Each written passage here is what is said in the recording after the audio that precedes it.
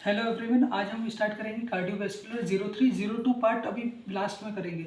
Like 03 में हमें upper limb और थोरेक्स की जितनी भी आर्टरी वो सब बतानी है। तो हम पहले थोरेक्स से स्टार्ट करेंगे, देन अपर लिम्ब में घुर से स्टार्ट करेंगे। Okay done. अपर थोरेक्स से स्टार्ट करते हैं। थोरेक्स में पहले आउट ऑफ एओर्टा होता है। आउट ऑफ एओर्टा फिर डिसेंडिंग एओर्टा में कन्वर्ट हो जाता है। Descending aorta at the level of T5 vertebra वो कंटिन्यू हो जाता है as a thoracic aorta. Thoracic aorta फिर T11 नंबर की वर्टेब्रा को डायफ्राम को पास करते हो, फिर वो lumbar we can say abdominal aorta में कन्वर्ट हो जाता है। तो अभी हमें पढ़ना है थोरेसिक एओर्टा। थोरेसिक एओर्टा की दो ब्रांचेस हम पढ़ेंगे, पैराइटल ब्रांच और विसरल ब्रांच। पैराइटल ब्रांच मतलब जो भी ब्रांच वॉल को सप्लाई करे।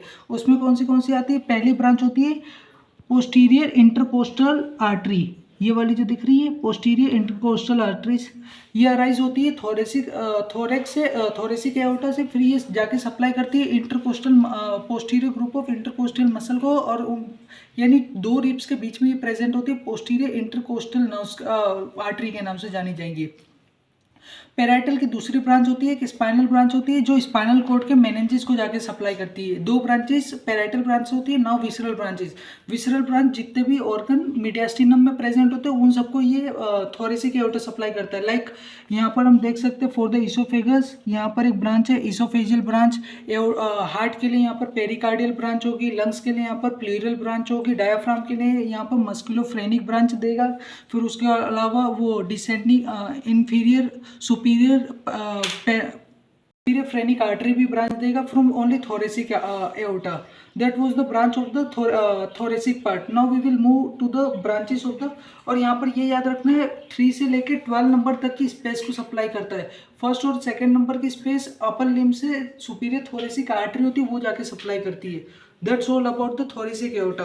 अब हम स्टार्ट करते हैं अपर लिम्ब।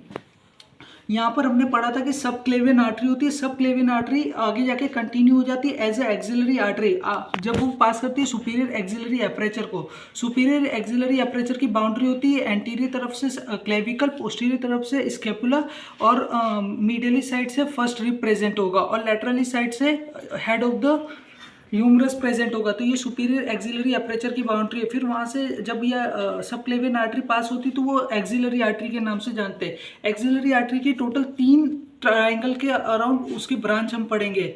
लाइक टोपोग्राफी के हिसाब से उसकी ब्रांच होती है। पहला ट्राइंगल होता है क्लेविको पेक्टोरल ट्राइंगल। क्लेविको पेक्टोरल ट्राइंगल की बाउंड्री होती है ऊपर की साइड में क्लेविको और नीचे की साइड में पेक्टोरलिस माइनर की superior margin of pectoralis minor.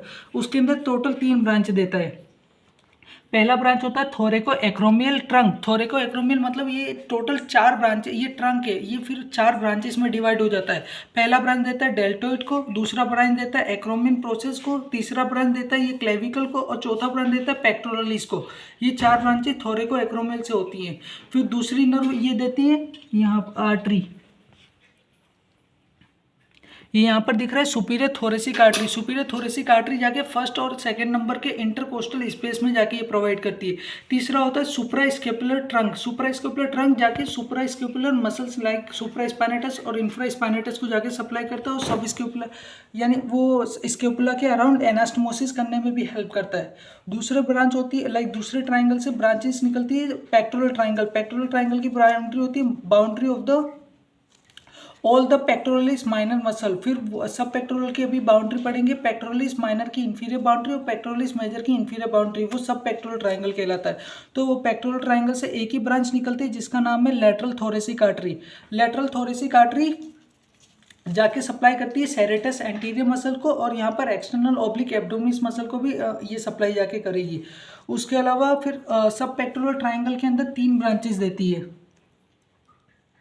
ये यहाँ पर जो दिख रही है एंटीरियर सर्कमफ्लेक्स ह्यूमरल आर्टरी, फिर उसी के जस्ट नीचे पोस्टीरियर सर्कमफ्लेक्स ह्यूमरल आर्टरी। तीसरा ब्रांच होता है सब स्केपुलर आर्टरी। ये सब स्केपुलर आर्टरी एक छोटा सा ब्रांच होता है, वो तो 2 सब ब्रांच में डिवाइड हो जाता है। ये वाली जो ब्रांच दिख रही है सर्कमफ्लेक्स स्केपुलर आर्टरी, और यहाँ पर ये वाली जो ब्रांच दिख रही है थोरेको डोर्सल आर्टरी। अब यहाँ पर पहले पढ़ेंगे एंटीरियर सर्कमफ्लेक्स ह्यूमरल आर्टरी होती है, वो जाके सप्लाई करती है डेल्टोइड को, बट शोल्डर रीजन को वहाँ पर जाके एनास्टमोसिस करती है as per the name anterior circumflex humeral artery. और जो पोस्टीरियर सर्कमफ्लेक्स ह्यूमरल आर्टरी है वो पास होती है क्वाड्रेंगुलर स्पेस से। क्वाड्रेंगुलर स्पेस की बाउंड्री हम टोपोग्राफी में पढ़ेंगे। देन तीसरी ब्रांच होती है सब स्केपुलर आर्टरी। सब स्केपुलर आर्टरी दो ब्रांच में डिवाइड हो रही है, सर्कमफ्लेक्स स्केपुलर आर्टरी जो जाके ट्राइंगुलर स्पेस में पास होती है। उसके बाद thoracodorsal artery as per the name, ये जाके सप्लाई करती है लैटिसमस डोर्साई मसल को as well as external oblique abdominis muscle को भी ब्रांचेस को सप्लाई करती है। That was about the axillary artery.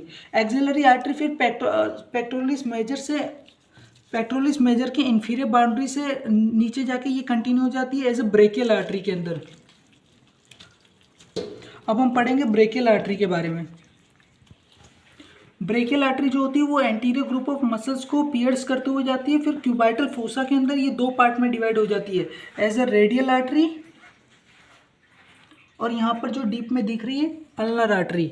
Radial artery जो होती है वो सुपरफिशियल और अल्नर आर्टरी होती है वो डीप में प्रेजेंट होती है। तो यहाँ पर पहले ब्रेकियल आर्टरी पढ़ते हैं। ब्रेकियल आर्टरी नीचे जाने से पहले बहुत सारे ब्रांच देता है। पहला ब्रांच इसका ये रहा, deep brachial artery. Deep brachial artery कहाँ से पास होगी? डीप ब्रेकियल आर्टरी ह्यूमरोमस्कुलर कैनाल से पास होते हुए फिर जाके deep brachial artery along with the radial artery, ये दोनों क्वाड्रेंगुलर स्पेस में पास होते हैं, ह्यूमरोमस्कुलर कैनाल में पास होते हैं। ह्यूमरोमस्कुलर कैनाल में पास होने के बाद ये पोस्टीरियर ग्रुप ऑफ मसल्स को, पहले ब्रेकियल आर्टरी पढ़ते फिर डीप ब्रेकियल। ब्रेकियल आर्टरी जो होती है वो पूरे के पूरे एंटीरियर ग्रुप ऑफ मसल्स को सप्लाई करती है। उसके अलावा यहाँ पर क्यूबाइटल फोसा में आके दो पार्ट में डिवाइड हो जाती है। ये दो पार्ट में डिवाइड होने से पहले भी दो ब्रांच देती है। पहला ब्रांच होता है anterior ulnar collateral artery and posterior ulnar collateral artery, ये याद रखना। अभी यहाँ पर एनास्टोमोसिस एल्बो जॉइंट के पास टोटल 8 आर्टरी आके एनास्टोमोसिस करेगी। दो ब्रांच यहाँ से आई, फिर यहाँ से वो उसने एंटीरियर ग्रुप ऑफ मसल्स को सप्लाई किया, उसके बाद दो पार्ट में डिवाइड हुई। अब डीप ब्रेकियल की बात करते हैं। डीप ब्रेकियल ह्यूमरोमस्कुलर कैनाल में गया और ह्यूमरोमस्कुलर कैनाल में जाने के बाद ये पोस्टीरियर ग्रुप ऑफ मसल्स को सप्लाई करता है। उसके अलावा यहाँ पर दो टर्मिनल ब्रांच देता है लाइक लेटरल सरफेस पे, lateral surface of the humerus पे। पहले ब्रांच होते हैं इसका मीडियल कोलेटरल आर्टरी और दूसरा ब्रांच होता है radial collateral artery. Radial collateral artery होती है वो एंटीरियर सरफेस में और मीडियल कोलेटरल पोस्टीरियर सरफेस में प्रेजेंट होती है जो एल्बो जॉइंट के पास प्रेजेंट है। अब यहाँ पर हमने पढ़ा कि रेडियल आर्टरी रेडियल आर्टरी भी है और अल्नर आर्टरी। अल्नर आर्टरी पहले देती है हमें दो ब्रांच सुपरफिशियल में और दो ब्रांच इंफीरियर में देती है। दो ब्रांच जो सुपरफिशियल में वो देती है पहले superior ulnar recurrent artery, inferior ulnar recurrent artery, और उसके अलावा यहाँ पर ब्रांच देती है कॉमन इंटरोसिस आर्टरी। कॉमन इंटरोसिस आर्टरी दो पार्ट में डिवाइड हो जाती है, एंटीरियर इंटरोसिस आर्टरी और पोस्टीरियर इंटरोसिस आर्टरी, जो इंटरोसिस मेम्ब्रेन के ऊपर मूव करते रहते हैं। पोस्टीरियर इंटरोसिस आर्टरी से भी एक और ब्रांच निकलती है जिसका नाम है इंटरोसिस रिकरेंट आर्टरी। तो अभी अपने ने कितनी ब्रांच पढ़ी? Anterior posterior ulnar collateral artery, medial radial collateral artery, और अल्नर से दो ब्रांच निकली थी, superior inferior ulnar recurrent artery, और पोस्टीरियर इंटरोसिस से एक ब्रांच निकली थी इंटरोसिस रिकरेंट आर्टरी। अल्नर पहले अल्नर आर्टरी कंप्लीट कर लेते हैं। और रेडियल से एक ब्रांच निकलती है रेडियल रिकरेंट आर्टरी। ये radial recurrent artery radial collateral artery के साथ एनास्टोमोसिस करती है। Interosseous collateral artery interosseous recurrent artery medial collateral के साथ एनास्टोमोसिस करती है। Anterior ulnar collateral artery inferior ulnar recurrent के साथ एनास्टोमोसिस करती है। Posterior ulnar collateral artery superior ulnar recurrent के साथ एनास्टोमोसिस करती है। तो टोटल 8 एनास्टोमोसिस एल्बो जॉइंट के पास देखने को मिलते हैं। उसके अलावा अल्नर आर्टरी जो होती है वो पूरे के पूरे एंटीरियर ग्रुप ऑफ मसल्स को सप्लाई करती है। फिर यहाँ पर फ्लेक्सर रेटिनाकुलम मतलब कार्पल कैनाल को पास होने के बाद ये डिवाइड हो जाती है दो टर्मिनल ब्रांच में। एक deep ulnar artery deep branch देती है और एक टर्मिनल ब्रांच देती है, ये याद रखना। उससे पहले कार्पल कैनाल से भी पहले वो यहाँ पर दो ब्रांच देती है, palmar carpal ulnar artery, dorsal carpal ulnar artery, ये दो ब्रांच याद रखना। और यहाँ पर ये जो रेडियल आर्टरी वो सुपरफिशियली मूव करती है और यहाँ से पास होती है एडक्टर के स्नब बॉक्स है, एनाटॉमिकल स्नब बॉक्स यहाँ पर प्रेजेंट होता है, वो वहाँ से पास होती है। सो यहाँ पर हम पल्सेशन फील कर सकते हैं, लाइक रेडियल आर्टरी की वो पल्सेशन होती है। और ये रेडियल आर्टरी जो होती है वो इंटरोसियस आर्टरी देती है जो जाके पोस्टीरियर ग्रुप ऑफ मसल्स को सप्लाई करता है। उसके अलावा रेडियल आर्टरी यहाँ पर हैंड में आके दो टर्मिनल ब्रांच में डिवाइड हो जाएगी, एक सुपरफिशियल ब्रांच में और एक टर्मिनल ब्रांच में।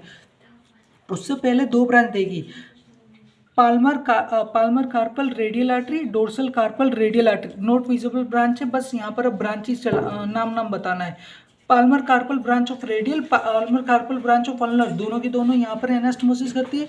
Dorsal carpal branch of radial, dorsal carpal branch of ulnar, दोनों की दोनों यहाँ पर एनास्टोमोसिस करेंगे। अब यहाँ से केवल एंटीरियर इंटरोसिस आके पाल्मर कार्पल दोनों के दोनों एनास्टोमोसिस के बीच में जुड़ जाएगा और वो फॉर्मेशन करेगा पाल्मर कार्पल नेटवर्क का। वो बस ऐसे ही नेटवर्क फॉर्म होगा, कोई भी इसका सिग्निफिकेंस नहीं है। अब डोर्सल सरफेस पे देखते हैं, यहाँ पर अपने ने डोर्सल रेडियल और अल्नर से एनास्टोमोसिस कराई, उसके अलावा एंटीरियर इंट्रोसिस और पोस्टीरियर इंट्रोसिस दोनों के दोनों यहाँ पर आके अपनी अपनी ब्रांच देके एनास्टोमोसिस करते हैं। तो यहाँ पर फॉर्मेशन होता है डोर्सल कार्पल नेटवर्क का। ये dorsal carpal network 4 metacarpal branch देती है।